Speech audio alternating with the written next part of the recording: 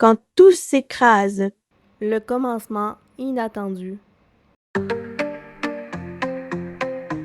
Quand la vie te frappe sans prévenir et te laisse contempler les décombres, quand l'horizon se réduit à un amas informe de souvenirs brisés, c'est précisément là que le véritable voyage commence. Car aussi longtemps que tu as quelque chose à perdre, une image à préserver, une attente à satisfaire, tu n'es pas vraiment libre. Tu es prisonnier d'une histoire qui n'est plus la tienne. Mais dans cet instant précis où l'illusion s'effondre et la vérité nue se dévoile, tu es dépouillé de tout, vulnérable, fatigué. Peut-être en colère, peut-être rempli d'un chagrin immense. Et c'est précisément ici, dans cette absence, que tu peux te reconstruire. Pas en reproduisant ce qui s'est brisé, mais en forgeant une nouvelle identité à partir des fragments.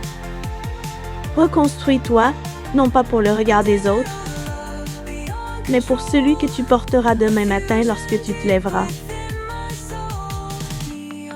Reconstruis-toi avec les matériaux de ton âme, la résilience comme fondation et l'amour-propre comme toit. N'aie pas peur de la solitude qui t'accompagne à ce moment-là. Elle est le creuset où se forge l'authenticité. Dans le silence, tu entendras une voix nouvelle, celle de ton vrai moi, libérée des contraintes et des attentes. Et lorsque tu auras terminé ta reconstruction, regarde bien les cicatrices qui ornent tes murs. Ce ne sont pas des marques de faiblesse, mais des témoignages de ta capacité à surmonter l'impossible. Alors pleure si tu dois, hurle ton désespoir au ciel. Mais n'abandonne jamais la flamme intérieure qui te rappelle que tu es plus grand que tes épreuves. Car chaque chute est une occasion de choisir une nouvelle direction.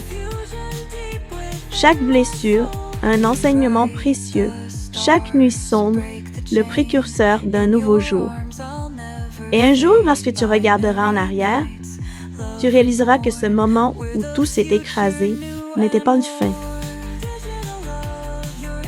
mais un commencement inattendu vers la personne que tu avais toujours été destinée à devenir.